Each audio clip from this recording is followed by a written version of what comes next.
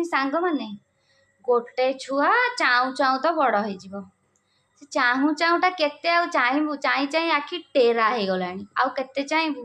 କୋଉଦିନ ଇଏ ବଡ଼ ହବ, ସ୍କୁଲ ଯିବ, ମଣିଷର ଟିକେ ଟେନସନ କମିବ। ଆଜିକାଲି ତ ପୁଣି ଯୋଉ ପ୍ରାଇଭେଟ ସ୍କୁଲ, ସିଏ ତ 2 ଘଣ୍ଟା ରଖିକି ଛାଡ଼ି ଦଉଛନ୍ତି, ବାକି ସମୟ ଏ ମାଆଙ୍କ ମୁଣ୍ଡରେ ଚଢ଼ିକି ତାଣ୍ଡବ କରୁଛନ୍ତି। ଯୋଉ କଥାରେ ଗୋଟେ ନାହିଁ ନା, ନାଉ ଭାର ନାଉ ବହୁଛି, କଖାରୁ ଭାର କଖାରୁ ବହୁଛି, ସେମିତି ଭଗବାନ ଦେଇଛନ୍ତି। ଭାର କଣ କରିବୁ, ମାଆକୁ ବୋହିବାକୁ ପଡ଼ିବ, ଆଉ କଣ କରିବୁ।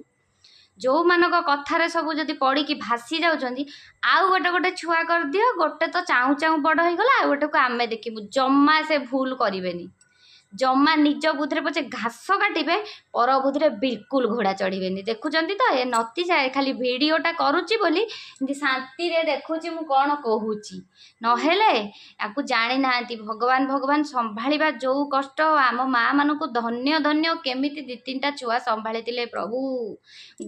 ଗୋଟେରେ ପୁରା ମଣିଷ ନାକେ ଦମ ହେଇଯାଉଛି। ଚାହୁଁ ଚାହୁଁ କାଳେ ବଡ଼ ହେଇଯିବ। ମଣିଷ ଠିକ ସେ ଖାଇ ପାରୁନି, ଶୋଇ ପାରୁନି, କୁଆଡ଼େ ଟିକେ ଯାଇ ବି ପାରୁନି। ଆଉ କଣ କହିବି, ପୁରା ଜୀବନ ପୁରା କଣ ଲାଗୁଛି ମାନେ କହି ହବନି ଆପଣ ମାନଙ୍କୁ।